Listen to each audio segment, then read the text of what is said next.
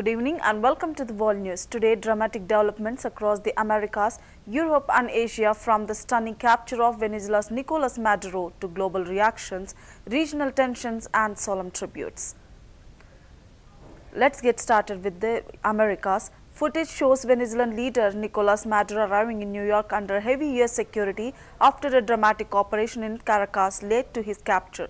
Once firmly in control at home, Maduro is now seen stepping onto U.S. soil ahead of a federal court appearance, marking a stunning reversal of power that has sent shockwaves through Venezuela and beyond.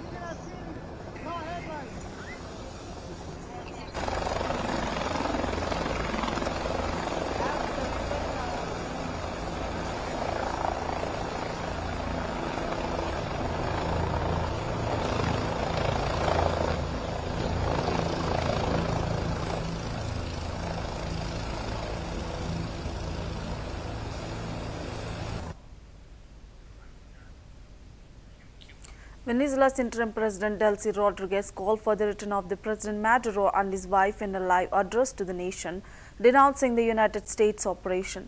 Joined by government officials in Caracas, Rodriguez described Maduro as the rightful president of Venezuela. En horas de la madrugada del día de hoy, exactamente a la 1:58 de la madrugada, el gobierno de los Estados Unidos lanzó una agresión militar sin precedentes contra la República Bolivariana de Venezuela. Constituye una terrible mancha en el desarrollo de las relaciones bilaterales. En esa operación militar fue capturado el presidente Nicolás Maduro y la primera dama, primera combatiente Cilia Flor. A nuestra Venezuela, a nuestro pueblo, aquí hay un gobierno con claridad. Exigimos la inmediata liberación del presidente Nicolás Maduro y de su esposa Cilia Flor. Único presidente de Venezuela, el presidente Nicolás Maduro. Los extremistas que han promovido esta agresión armada contra nuestro país, la historia y la justicia se los hará pagar. Si hay algo que el pueblo venezolano y que este país tiene muy claro, es que jamás volveremos a ser esclavos, es que jamás volveremos a ser colonizados. Hundreds of Venezuelans in Bogota's Bolivar Square erupted in celebration as U.S. forces capture Maduro. Waving flags, chanting and dancing, the diaspora hailed the arrest as a historic victory for democracy, while criticizing Colombian President Gustavo Petro's ties to Maduro.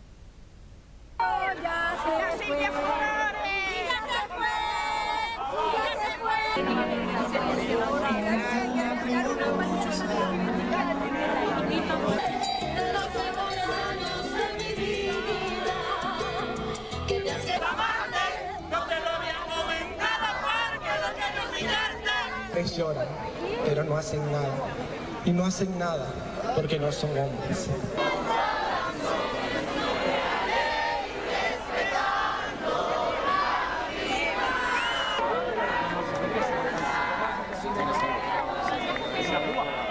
Al menos ya es un punto de inicio donde podemos salir de esta pesadilla, porque la verdad que era una completa pesadilla. Parece que nunca fuese a acabar. Y al menos ya es como que hay una luz, es decir, podemos cambiar esto. Podemos cambiar esto y para un cambio, y esto va a quedar en la memoria, yo creo que de toda la gente de Venezuela, de decir que, de saber y tener esa certeza de que más nunca la izquierda comunista va a gobernar nuestro país. Americana, por favor. ¿Me enseña la americana? Sé que muchos venezolanos con el tiempo volveremos y a sumar ese grano de arena para reconstruir el país.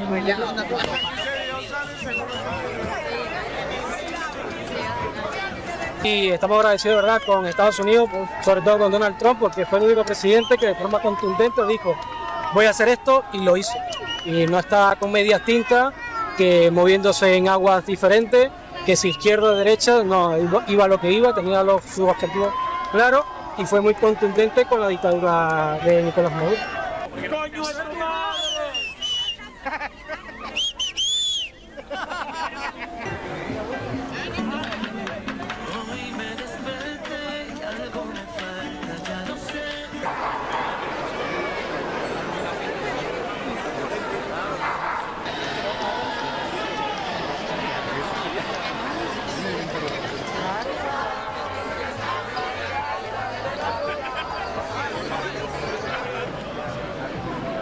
Pero esperemos que sus secuaces o sus seguidores también aprendan de todo esto y puedan ser capturados o irse de manera formal, pues sin presión.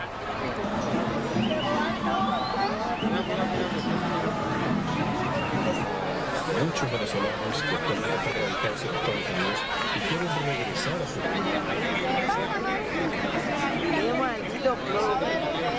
Estoy lleno de la esperanza de saber que nada nunca nos detuvo.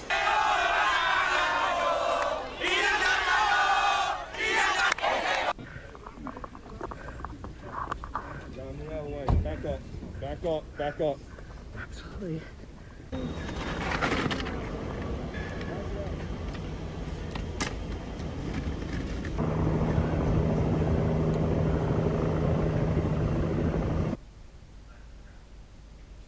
Charles President Gabriel Boric issued a sharp warning at the United Nations after the U.S. military action in Venezuela, calling it an extremely dangerous precedent that threatens regional and global stability. Boric stressed that violating sovereignty under the pretext of force risks normalizing unilateral interventions, warning that if it can happen to Venezuela, it could happen to any country next.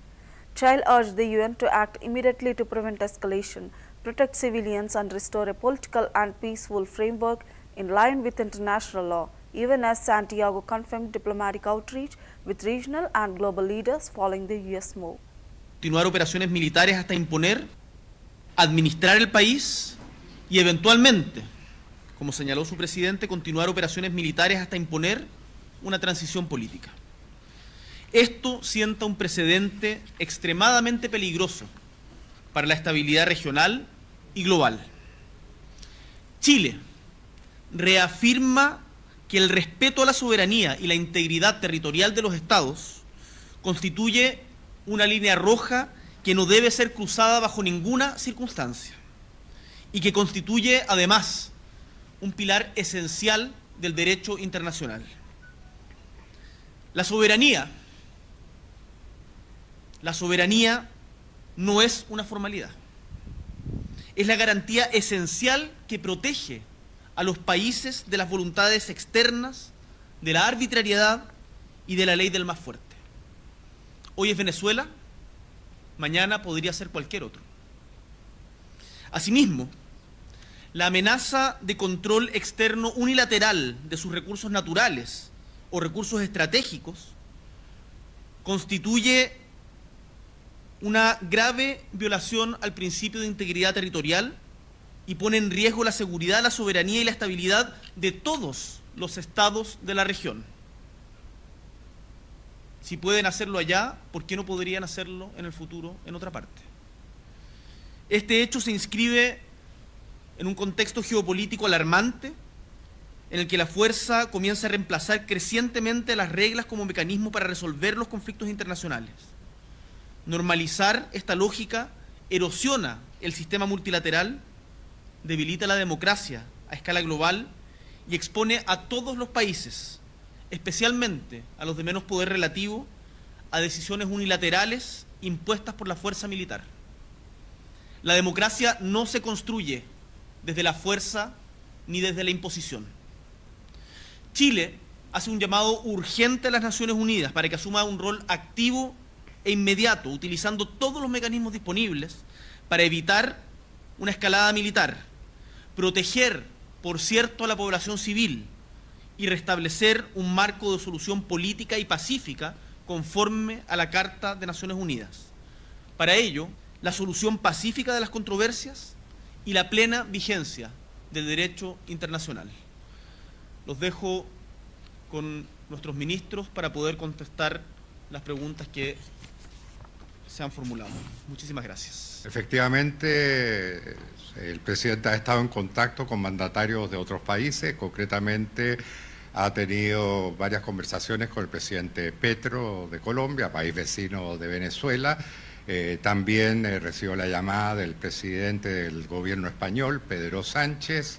Está pendiente una conversación con el presidente Orsi de Uruguay, que se va a concretar dentro de un par de horas.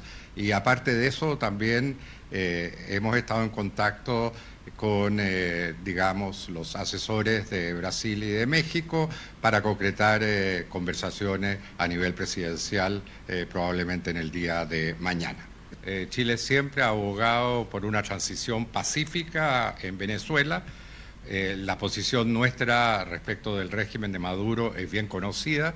El presidente Boric fue uno de los críticos más duros de la dictadura de Maduro y nosotros hemos tratado muchas veces.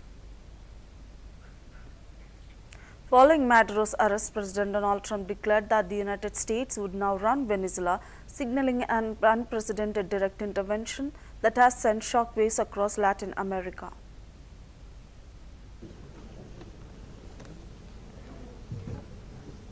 Okay, thank you very much. This is big stuff. We're going to run the country until such time as we can do a safe, proper, and judicious transition. So we don't want to be involved with having somebody else get in and we have the same situation that we had for the last long period of years. So we are going to run the country until such time as we can do a safe, proper, and judicious transition. And it has to be judicious because that's what we're all about. Maduro and Flores have been indicted in the Southern District of New York. We're going to have our very large United States oil companies, the biggest anywhere in the world, go in, spend billions of dollars, fix the badly broken infrastructure, the oil infrastructure, and start making money for the country. I want to thank the men and women of our military who achieved such an extraordinary success overnight. Maduro and his wife will soon face the full might of American justice and stand trial on American soil. Right now they're on a ship they'll be heading to ultimately New York, and then a decision will be made, I assume, between New York and Miami or Florida. Mr. President, can you explain how the U.S. will run Venezuela? Nicolas Maduro had his chance, just like Iran had their chance, until they didn't and until he didn't. He effed around and he found out. President Trump is deadly serious about stopping the flow of gangs and violence to our country. Deadly serious about stopping the flow of drugs and poison to our people. Deadly serious about getting back the oil that was stolen from us. And deadly serious about reestablishing American deterrence and dominance in the Western Hemisphere. Thank you, Mr. Secretary. Thank you. En horas de la madrugada del día de hoy, exactamente a la 1:58 de la madrugada, el gobierno de los Estados Unidos lanzó una agresión militar sin precedentes contra la República y de su esposa Cilia Flores. Único presidente de Venezuela. El más difícil. Venezuela ha vivido una de las agresiones más grotescas que ha vivido cualquier. Start today because the war is here. I am Jackie Lupon with the Black Alliance for Peace. From Latin America's dramatic developments, we now turn to Asia, where rising tensions and strong reactions are shaping the regional landscape. Japan strongly condemned North Korea after Pyongyang launched severe ballistic missiles towards the sea off its east coast. Tokyo lodged a stern protest warning that repeated missile tests threaten regional and global security. The launch comes after a 2-month pause and ahead of key diplomatic.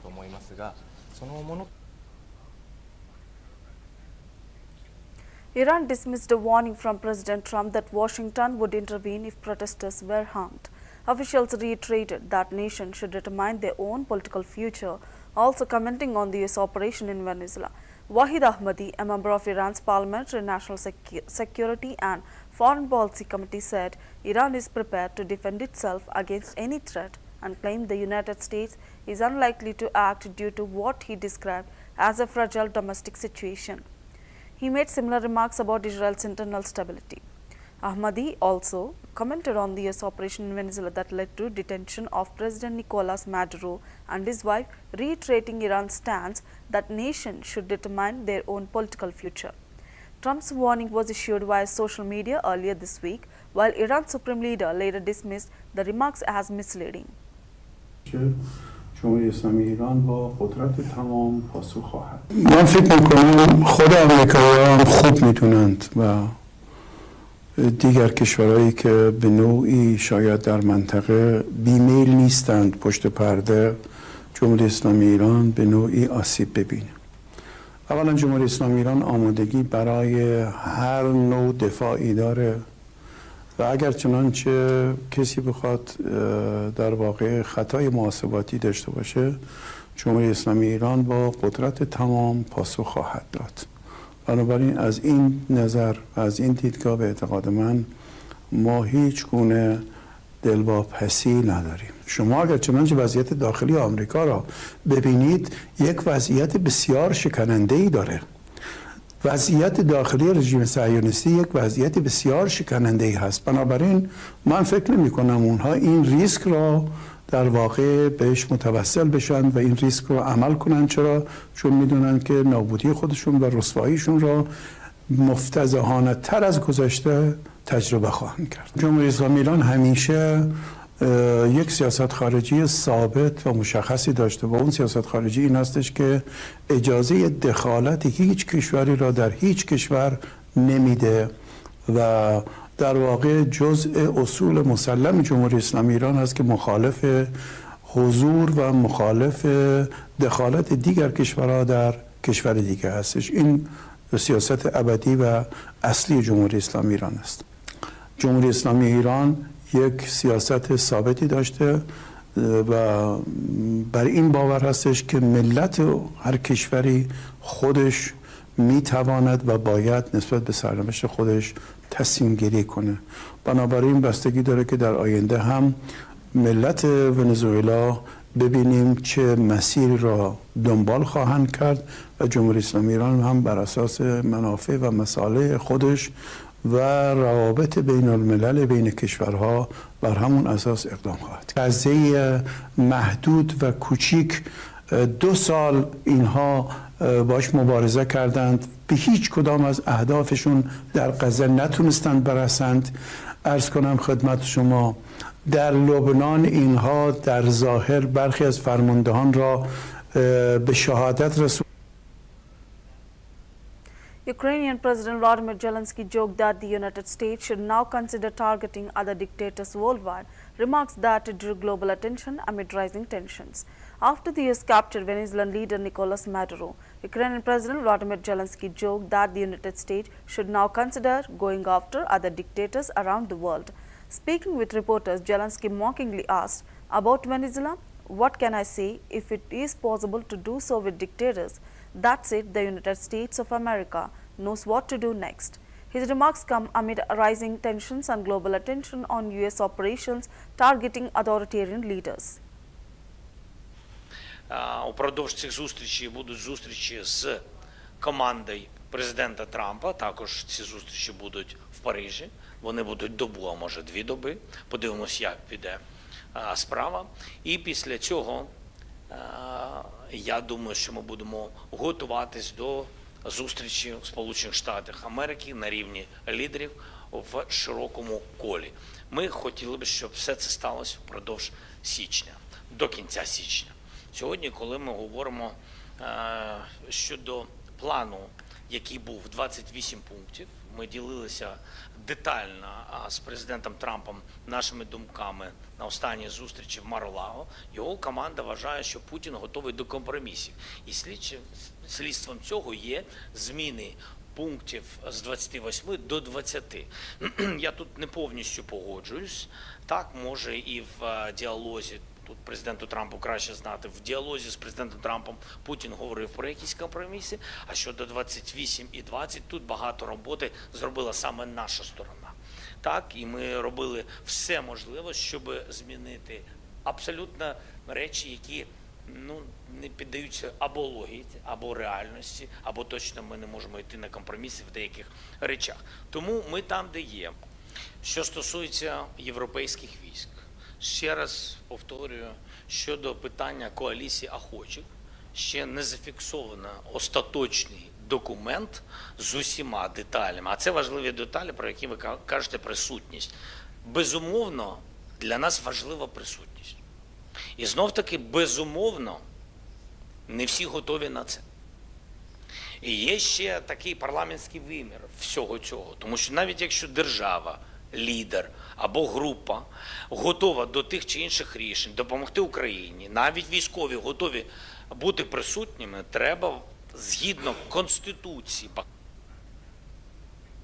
Shifting focus from Asia's security concerns finally to the Europe, which is grappling with tragedy, remembrance and coordinated military action. The owners of a Swiss bar where a New Year fire killed at least 40 people are under investigation for homicide and negligence. The offences they are suspected of having committed are homicide by negligence causing bodily harm by negligence and arson by negligence, prosecutors in Valais said on Saturday.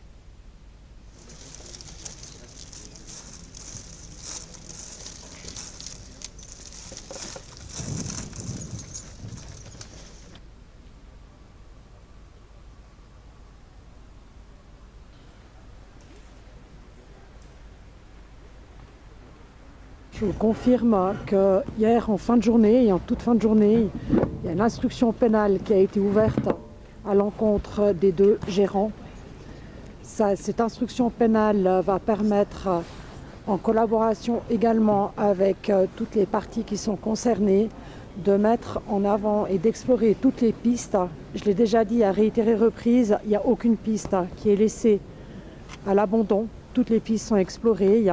Et là, en ouvrant cette instruction, ça va permettre justement d'avancer de façon conforme au Code de procédure pénale. Several hundred people attended a mass in Crans, Montana, led by Bishop Jean-Marie Lowy to honor victims of the deadly fire.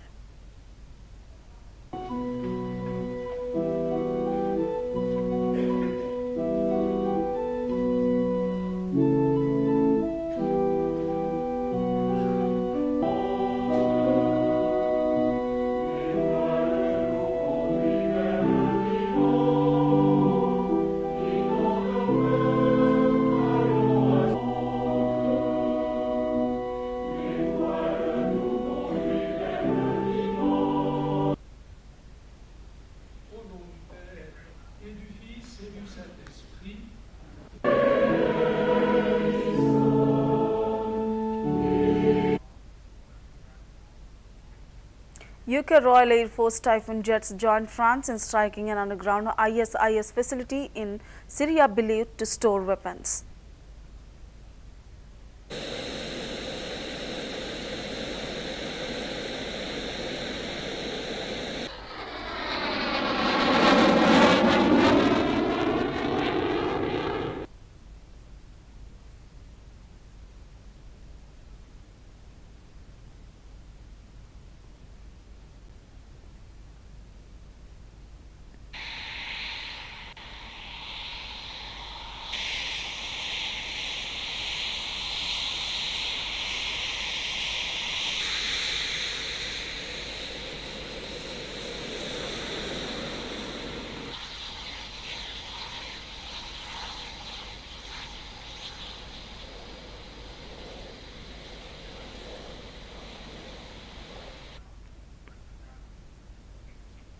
And that's the world in focus from the Americas to Asia and Europe. Today's headlines show how interconnected crises are shaping our global stage. Stay tuned for continuing coverage and analysis.